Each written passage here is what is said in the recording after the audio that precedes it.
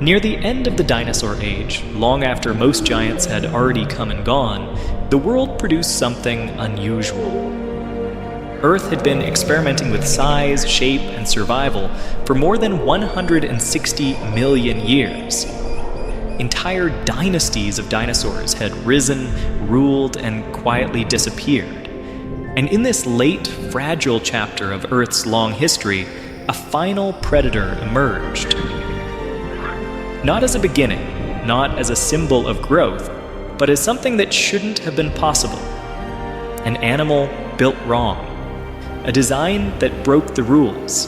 A predator that evolution never intended to create. It was not shaped by a stable planet. It was forged by a world nearing its end. Only then do we give it a name. Tyrannosaurus rex.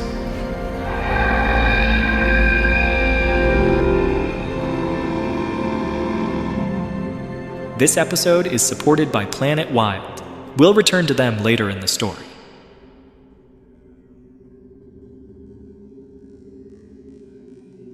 Before we can meet Tyrannosaurus rex, we have to answer a more basic question. How do we even know dinosaurs existed at all? Because no living human has ever seen one breathe, walk, or hunt. See, everything we know begins with stone. When the first dinosaur fossils were uncovered in the early 19th century, they were fragments, teeth, bits of bone, shapes without context. Early scientists did their best to imagine the animals that once carried them. The results were strange. Dinosaurs were drawn like oversized lizards, dragging their tails, sprawled low to the ground, slow and dim-witted. They were monsters, not animals. And obviously, those early images weren't foolish. They were honest. They reflected the limits of the evidence at the time. As decades passed, fossils accumulated. Skeletons became more complete. Trackways revealed movement. Bone structure hinted at posture, muscle, speed, even metabolism. Each new discovery forced us to redraw these animals, not once, but again and again. Today, paleontology is one of the most data-rich historical sciences we have. More than 10,000 dinosaur fossils have been discovered. Over 900 distinct species have been identified so far, and the story is still growing. Between 2003 and 2022, scientists identified on average about 45 new dinosaur species every single year. That's not because dinosaurs are suddenly appearing, it's because the Earth is still giving up its secrets, slowly, reluctantly, layer by layer. With every new fossil, our picture of the dinosaur world becomes sharper and more surprising. You might think why we are discussing these. To truly understand T-Rex, we have to travel far deeper than its bones. We have to go back to the beginning. Long before the continents looked the way they do today, the Earth was united into a single vast landmass, Pangaea.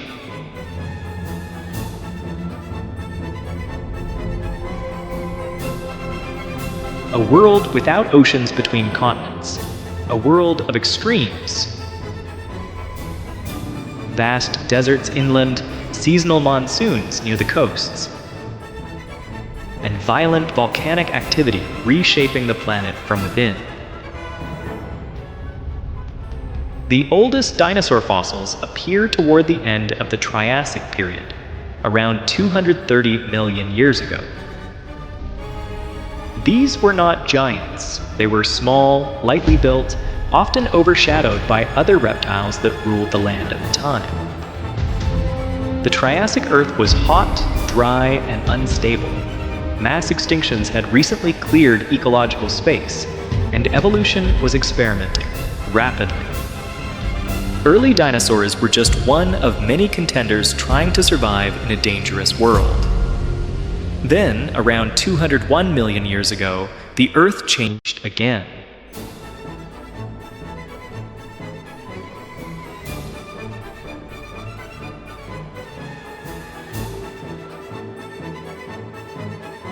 Volcanic eruptions tore through what is now the Atlantic region. the climate shifted, many dominant reptiles disappeared, and dinosaurs, almost by accident, found themselves inheriting the planet. This marked the beginning of the Jurassic period. The Jurassic world was greener, wetter, and warmer. Vast forests spread across the continents. Dinosaurs grew larger, more specialized, more confident. Some evolved into colossal plant eaters. Others into formidable predators. Thanks largely to cinema, this is the era most people think of when they hear the word dinosaur. The Jurassic period became famous not through fossils alone, but through film. Jurassic Park etched it into popular imagination so deeply that it now feels like the definitive dinosaur age.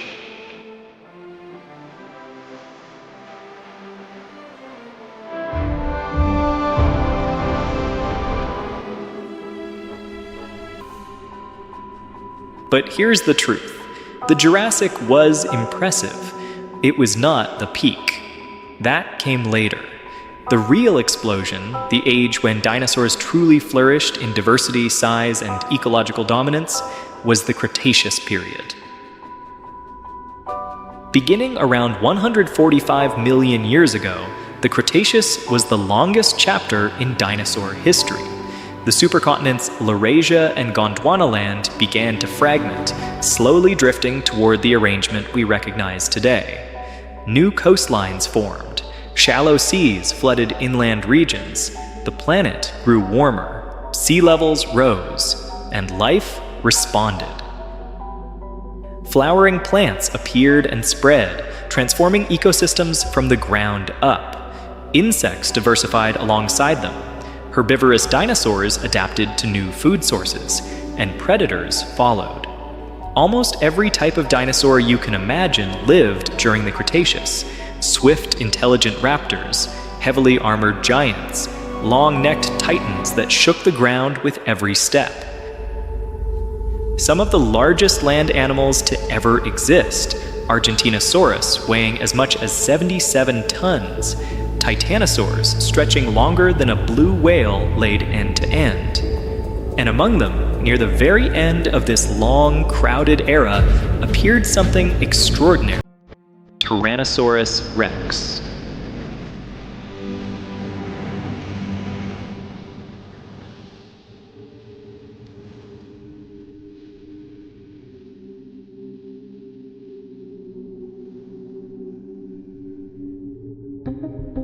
Despite its fame, T-Rex was a late arrival.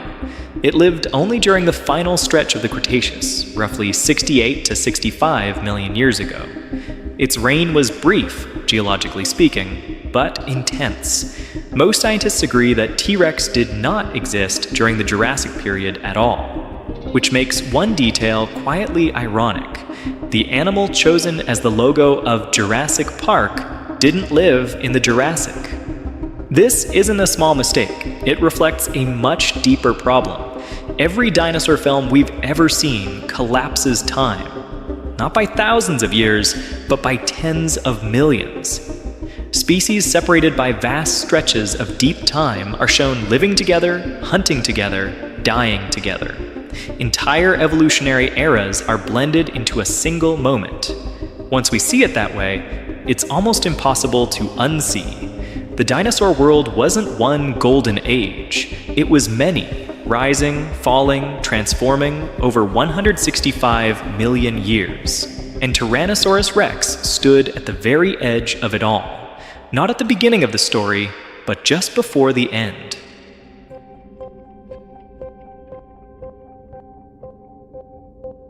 So where exactly did T-Rex live? Well, not across the whole planet. Not roaming every continent. Its world was surprisingly small. Around 66 million years ago, Western North America wasn't connected to the rest of the continent. A shallow sea ran straight down the middle, from the Arctic to the Gulf of Mexico, cutting the landmass in two. The western side was an island continent.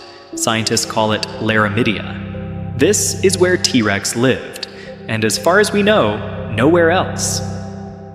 Most of the fossils we've found come from a stretch of rock called the Hell Creek Formation. It runs through Montana, North Dakota, South Dakota, and parts of Wyoming. When paleontologists dig there, they're not just finding T-Rex, they're finding an entire world preserved in stone. And that world looked nothing like ours. Picture a subtropical floodplain, rivers braiding through dense forests, swamps thick with humidity. The air is warm, heavy, and wet. Average temperatures sat around 11 to 12 degrees Celsius, higher than today, and rainfall was abundant. No grasslands. Grass hadn't really taken over yet. Instead, the ground was covered with ferns, and the forests were a mix of conifers and flowering trees. Palms grew alongside sycamores and magnolias. It was lush, it was humid, and it was crowded. This place was packed with life. Triceratops was everywhere. Those three-horned giants made up nearly 40% of the large animals in some fossil beds. Everywhere T-Rex looked, there were herds of them grazing and moving through the forests. Then there were the hadrosaurs. Edmontosaurus, the duck-billed dinosaur, traveled in groups so large they probably shook the ground when they moved. Easy prey if you could catch one. Ankylosaurus was there too, low to the ground, armored like a tank with a club on its tail that could shatter bone. Not an easy meal for anyone. Smaller dinosaurs darted through the underbrush. Pachycephalosaurus with its domed skull, Phaselosaurus, a modest plant eater that kept to itself, raptors, oviraptorids, a whole community of creatures we rarely see in films because they weren't big enough to sell tickets. And beneath all of them, mammals. Tiny, furry, mostly nocturnal, scurrying through the leaf litter, staying out of sight. Their time would come, but not yet. In the rivers, crocodilians drifted. Turtles, fish, even sharks patrolled the waterways that connected to the inland sea. This was the Hell Creek ecosystem, dense, diverse, fully functioning. And at the top of it all stood T-Rex. Not a rare sight either. Fossil surveys suggest tyrannosaurs made up nearly a quarter of large predator specimens in these deposits. That's a remarkable number. It tells us T-Rex wasn't some freak of nature glimpsed once in a generation. It was an established part of this world. Of all the T-Rex skeletons ever found, one stands above the rest. Her name is Sue. Discovered in South Dakota in 1990, Sue is approximately 90% complete, the most perfect T-Rex skeleton ever recovered. She now resides at the Field Museum in Chicago, where millions have stood beneath her reconstructed frame. But Sue's bones tell a harder story. Her skeleton shows evidence of healed injuries, bite wounds on her skull, broken ribs that mended, tail vertebrae that fused after trauma. She survived attacks, infections, and possibly gout. She lived a violent life, and her body kept score. When we look at Sue, we're not just seeing a skeleton. We're seeing the accumulated damage of a life spent at the top of the food chain. When we imagine T-Rex, we often picture it alone, cinematic, framed against an empty horizon. But that's not how it lived. It lived here, in this wet, green, noisy world, surrounded by prey, surrounded by competition, surrounded by life that had been evolving alongside it for millions of years. This was the kingdom it inherited, and it wouldn't last much longer. 66 million years later, we're still losing ecosystems. Not to asteroids this time, but to ourselves. Throughout the world, we have these wetlands, but they're mostly concentrated across Europe. And here's what most people don't realize. These aren't just empty swamps. They're some of the richest ecosystems on the planet, full of life we never even think about. Birds, insects, plants that exist nowhere else. And on top of that, they store more carbon than all the world's forests combined. Think of them like giant sponges, wet, ancient, and holding the planet steady. And over the last century, we drained more than 80% of them. But our partner on this video, Planet Wild, is actually doing something about it, and I'm proud to be part of this mission. They partnered with local conservation groups, brought their own members out into the field, and together they started restoring the land. And now they'll keep watching over the land for the next 5 years. And it's working. The water's coming back, the carbon stays in the ground, beavers are building dams again, cranes are nesting. 7 hectares that used to be farmland, it's a wetland sanctuary now. You can almost feel it breathing again. And that's just one mission. They're stopping plastic from reaching the ocean in Mumbai, rescuing orphan seal pups in Poland. Real work, real results. See, Planet Wild isn't one of those charities where you donate and never hear what happened. It's a community. You help pick the missions, you see exactly where your money goes. You're not just watching nature's comeback story, you're part of it. So if you want to do more than just worry about this stuff, click the link, scan the code, join Planet Wild. If you feel connected to this, I genuinely recommend joining. Give whatever feels right. Every contribution matters. You can cancel at any time. And because I believe in Planet Wild's work, I'll personally cover the first month for the first 100 people who join using my code MrScience1. Let's make hope something real. Now, back to our predator.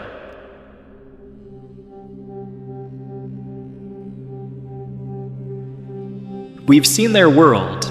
Now let's look at the animal. And we should start with the obvious. T-Rex was enormous. Fully grown adults stretched around 12 meters from snout to tail, which is around 40 feet, roughly the length of a city bus. Weight estimates vary, but most land somewhere between 6 and 7 tons. Some individuals may have pushed beyond that. But size alone doesn't explain what made this animal so effective. Lots of dinosaurs were big. What set T-Rex apart was how everything worked together. Start with the skull. The head of a T-Rex was massive, over 1.5 meters long in the largest specimens. But it wasn't just big, it was built for one purpose: generating force. The jaw joints were reinforced. The bones around the skull were thick, riddled with ridges and struts that distributed stress. The teeth weren't blades like some predators, they were thick, conical, almost like spikes, designed not just to cut, but to punch through. Computer models estimate T-Rex could bite with a force of 35,000 to 57,000 newtons. For comparison, a saltwater crocodile, which has one of the strongest bites alive today, tops out around 16,000. T-Rex was in a different category entirely. It didn't just kill prey, it crushed bone. We've found fossils with T-Rex tooth marks punched clean through solid bone. And we found T-Rex coprolites, fossilized dung, containing fragments of digested bone. This animal ate everything, including the skeleton. I remember one scene in Jurassic Park has shaped public understanding of T-Rex more than a century of paleontology. The moment a character freezes, hoping the Tyrannosaur's vision is based on movement. It's completely wrong. CT scans of T-Rex skulls reveal a brain with huge olfactory bulbs. The part dedicated to smell was enormous. This animal could probably track prey from a considerable distance, long before it ever saw them. And the eyes? They faced forward, not to the sides like most reptiles. Forward, like a predator that judges distance. The overlap between left and right visual fields gave T-Rex binocular vision, depth perception, the kind of eyesight you need when you're chasing something and timing a strike. Studies suggest T-Rex had visual acuity rivaling that of eagles. If you could travel back to the Cretaceous and stand motionless before a T-Rex, it wouldn't just see you, it would see you clearly. Its hearing was sharp too. Inner ear anatomy suggests sensitivity to low-frequency sounds, vibrations, footsteps, the deep rumble of a herd moving through the forest. Its brain was twice as large as those of other giant carnivores, not because it was doing calculus, but because processing sensory information at this level requires neural real estate. This wasn't a mindless brute stumbling through the fog. This was an animal built to find you. And that iconic roar? Well, it's fictional. T-Rex didn't have a larynx. Its closest relatives, birds and crocodiles, bellow and boom, low frequencies that travel through air sacs. If T-Rex made any sound, you wouldn't hear it first. You'd feel it in your chest from hundreds of meters away.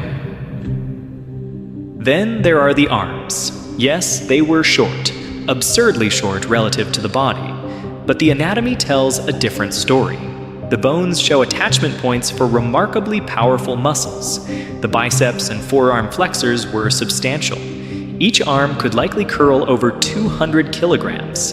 The claws were thick and curved, not vestigial decorations, but functional implements. Could T-Rex reach its own mouth? No, but during close combat with struggling prey, those arms could grip, slash, and hold. More importantly, they became small because they didn't need to be large. As the skull expanded into a bone-crushing weapon, the arms were freed from their previous functions. One more thing worth clearing up: the skin. Early tyrannosaurs, the smaller ancestors, had feathers. We have fossil evidence of that. But by the time T-Rex came along, skin impressions from close relatives show something different. Scales. Pebbly reptilian skin. Adults, at least, weren't fluffy. They were armored.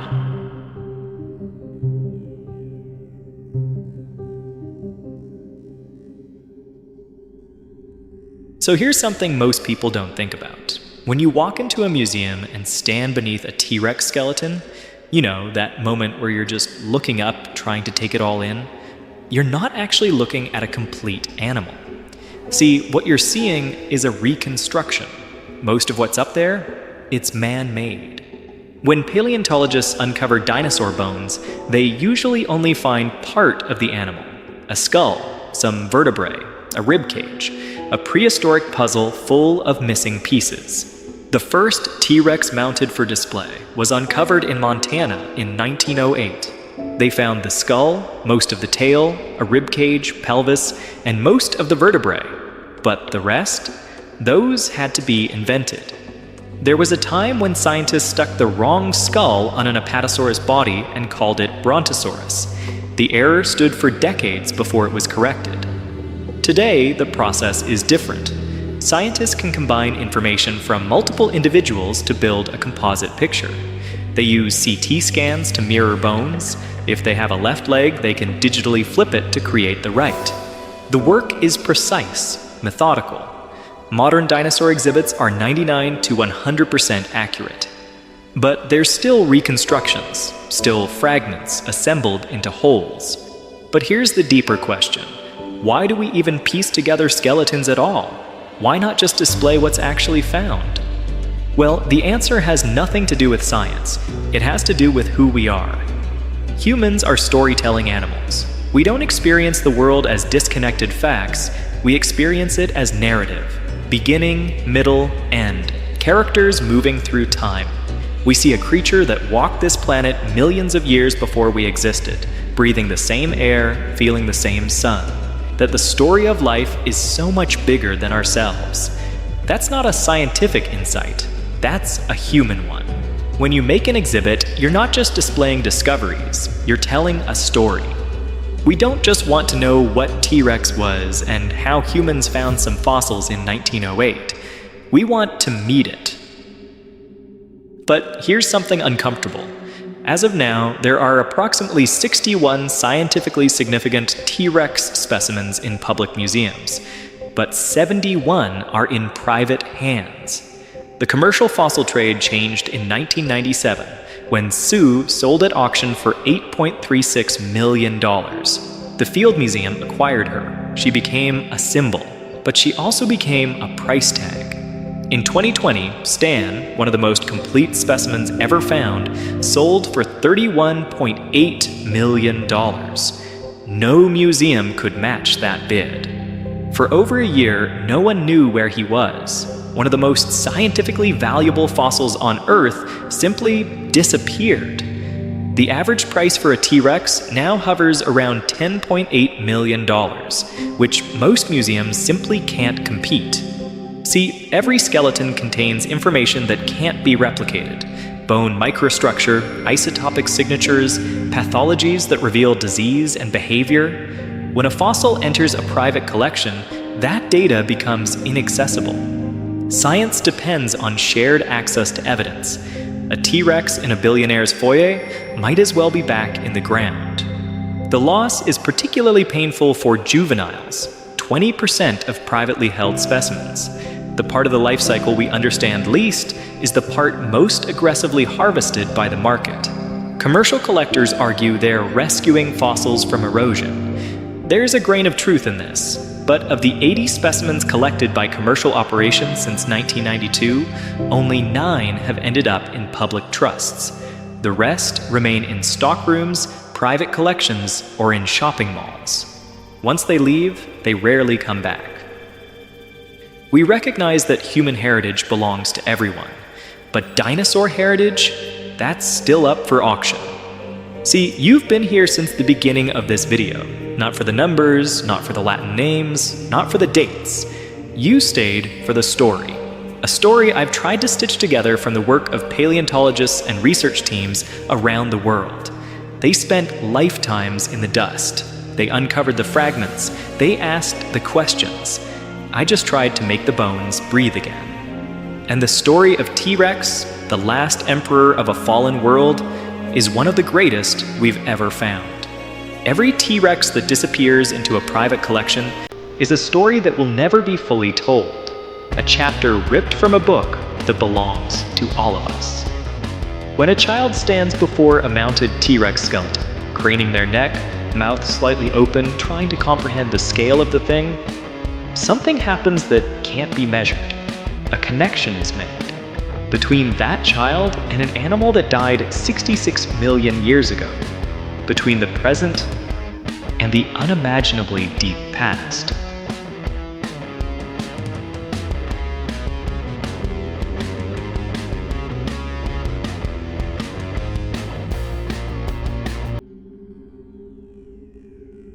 In 2009, deep in the sweltering Cerrejón coal mine of Colombia, a team of paleontologists sifted through layers of ancient rock. They were pulling out the compressed remains of a rainforest that existed about 60 million years ago, right after the dinosaurs blinked out. But what they pulled from the earth stopped them cold. A vertebra. Massive. Thicker than a human wrist. At first, paleontologists did what any reasonable scientist would do when they see huge broken bones in tropical Paleocene rock.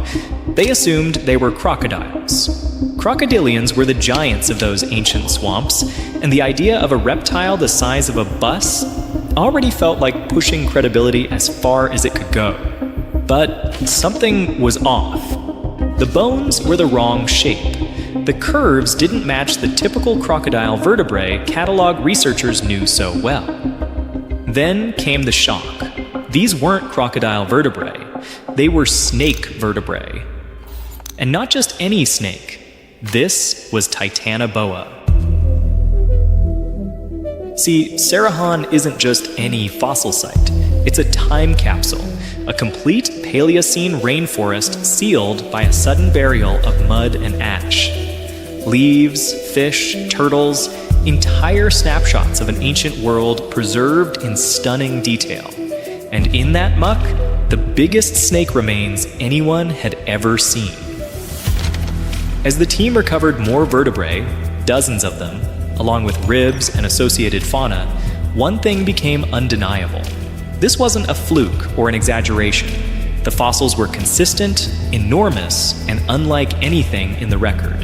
What emerged was a portrait of an animal so large that it instantly reset the upper bound of what a snake could be.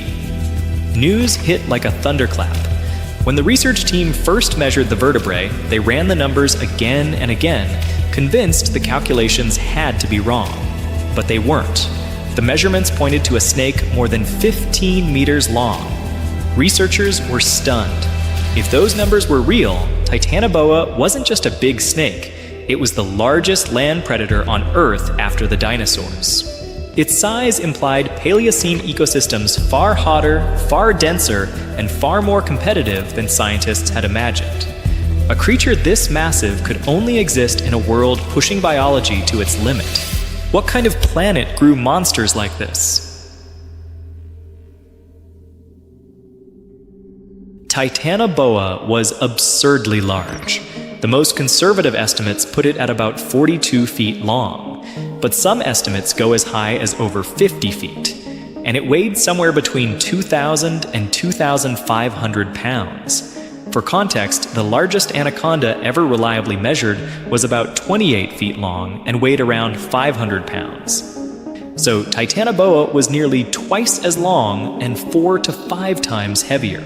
But here's what I find fascinating. How do scientists even figure out the size of an extinct animal from just a handful of vertebrae?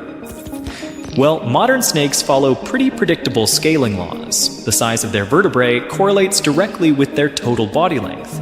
So paleontologists can measure a Titanoboa vertebra, compare it to modern constrictors like boas and anacondas, and extrapolate backwards. But there's a deeper question here. Why was Titanoboa so much larger than any snake alive today? The answer hinges on temperature. See, snakes are ectotherms. They can't regulate their own body temperature. They rely entirely on their environment to stay warm. And that shapes almost everything about them: their metabolism, their growth, even the upper limit of their size. Think about it this way: the warmer the environment, the faster a snake's metabolism runs. Faster metabolism means faster growth, more efficient digestion, and the ability to sustain a much larger body. So when scientists uncovered Titanoboa, they weren't just looking at a giant predator. They were reading a climate record, a biological thermometer from 60 million years ago. And it pointed to a world far hotter than the one we live in now.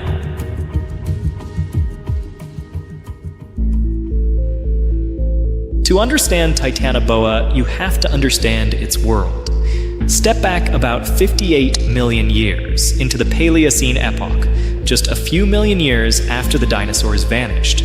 Earth is recovering, ecosystems are rebuilding, and the tropics are turning into something almost unrecognizable to us.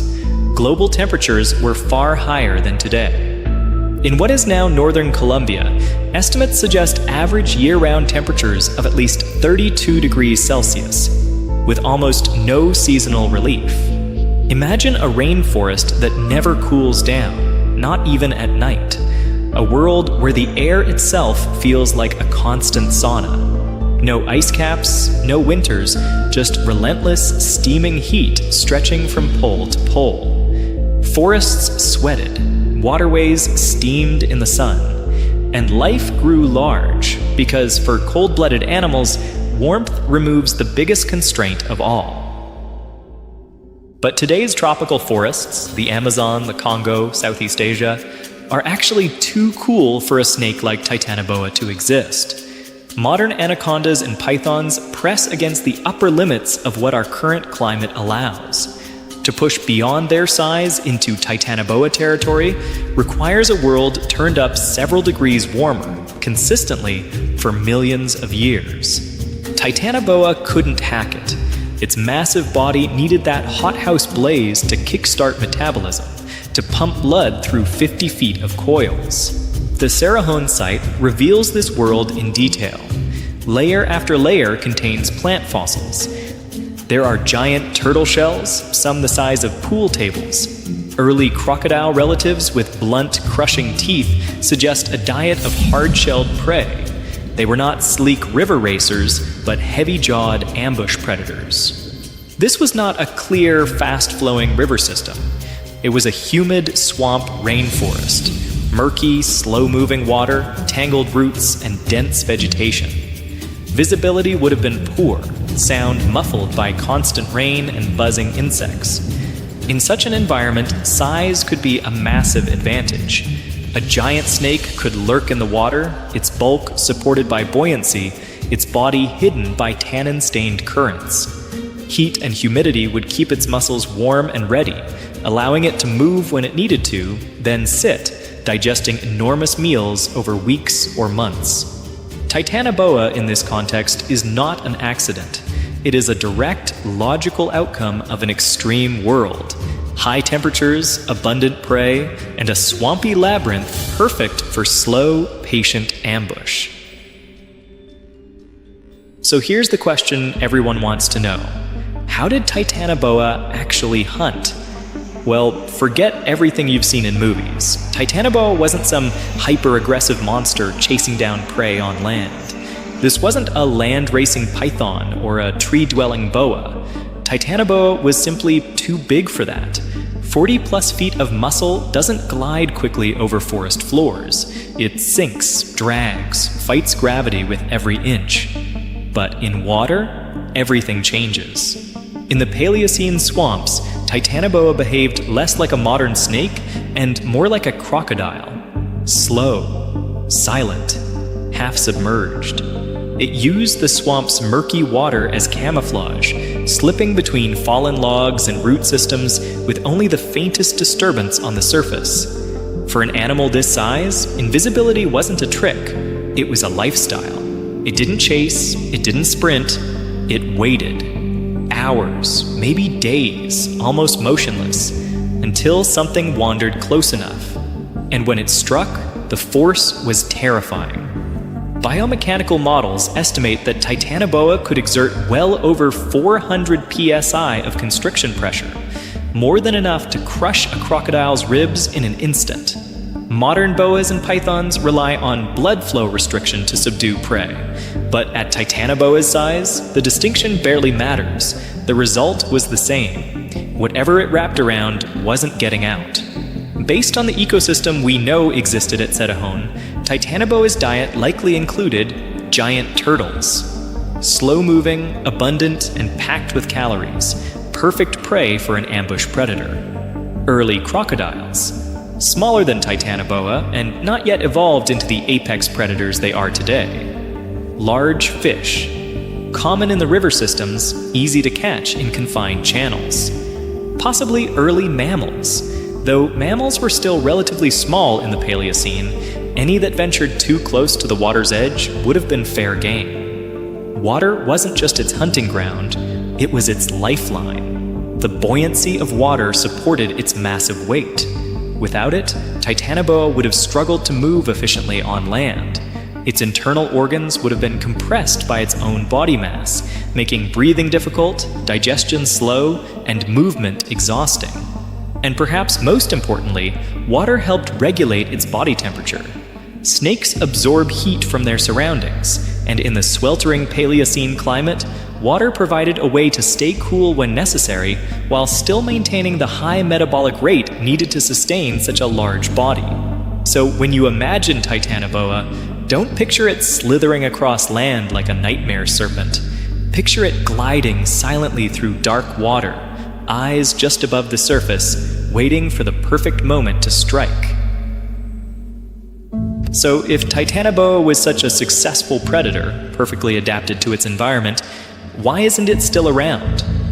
Well, the answer is both simple and tragic. The world changed, and Titanoboa couldn't. After the Paleocene epoch, Earth began to cool.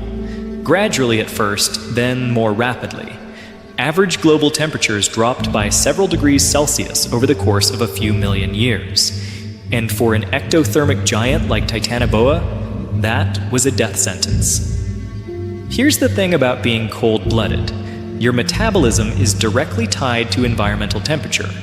When it gets colder, your metabolism slows down. Digestion takes longer. Movement becomes sluggish. Growth rates plummet. For a creature as large as Titanoboa, this was catastrophic. It needed an enormous amount of food just to maintain its body mass. But with a slower metabolism, it couldn't hunt as effectively. It couldn't digest prey fast enough. And it couldn't grow large enough to compete with other predators. Essentially, Titanoboa starved in slow motion. But it wasn't just the temperature. The entire ecosystem was shifting. Mammals, which had been relatively small and insignificant during the age of the dinosaurs, were beginning to diversify and grow larger. They were warm-blooded, which meant they could remain active even when temperatures dropped. And they were competing for the same resources that giant reptiles depended on. Meanwhile, the lush, swampy rainforests of the Paleocene were drying out. River systems became more seasonal. The dense, humid environment that Titanoboa thrived in was disappearing. And perhaps most importantly, other large reptiles were also dying out. The giant turtles, the massive crocodiles, the entire food web that supported Titanoboa was collapsing.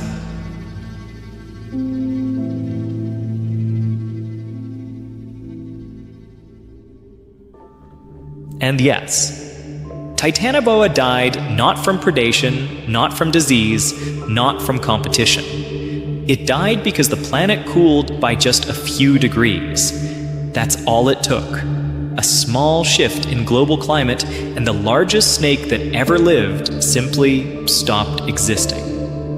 And that should make us think, because climate doesn't just shape ecosystems, it defines the upper and lower limits of what life is even possible.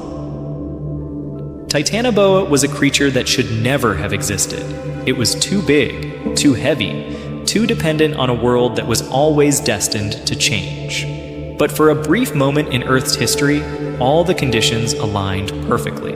And for millions of years, the largest snake that ever lived ruled the swamps of ancient Colombia. And then, just as quickly as it appeared, it vanished, leaving behind only bones and questions. See, asking for support always feels a little awkward, so I will keep this brief. Creating these videos is a labor of love. That's why I want to push the boundaries of what this channel can be. Richer visuals, deeper research, and stories that truly spark wonder. But quality takes time, and it is hard to do this alone. That is why I am launching channel memberships. By becoming a member, you aren't just donating, you are buying me the time to craft bigger, better films. So if you believe in this mission and want to help me keep exploring the unknown, please consider clicking the join button. I literally exist because of you. Thank you. And until next time, you can watch this video here. I think you'll love it.